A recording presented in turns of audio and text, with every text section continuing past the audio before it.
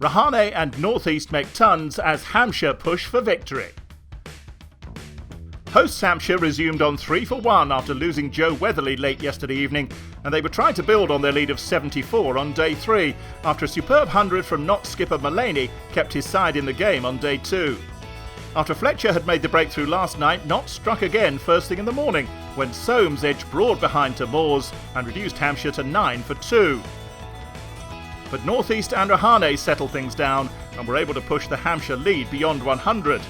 Northeast found the rope from consecutive balls from Mullaney, and both men were looking increasingly comfortable as they found the boundary with regularity.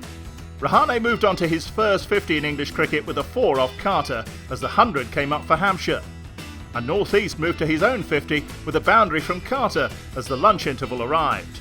The Hampshire pair had moved their stand to 115 and the lead to 197 as the Newclose pitch looked to have flattened out.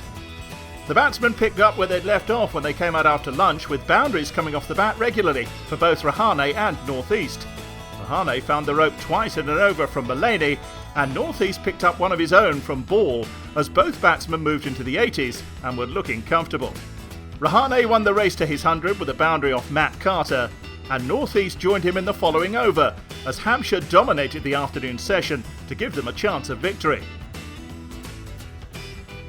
Both batsmen began to cut loose after bringing up their tons, with boundaries coming at a rate of knots as Hampshire surged past 300. Before the fall of Rahane brought about the tea break, as Carter got one to turn out of the rough to bowl him.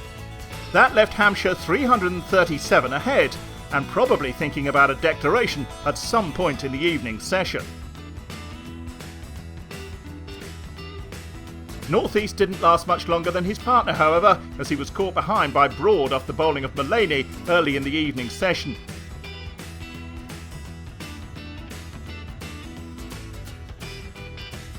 And Mullaney struck again in his next over to remove Donnell for just 3.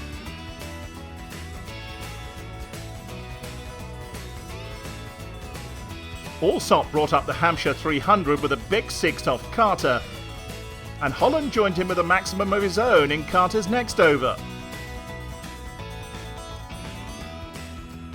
Carter continued to come in for punishment when Holland clattered in for the 4th 6 of the innings, before Allsop brought up his 50 soon after.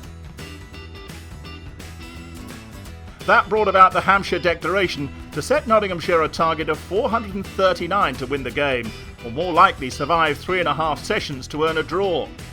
Hampshire made the early breakthrough they wanted when Barker trapped Duckett LBW for a 6-ball duck.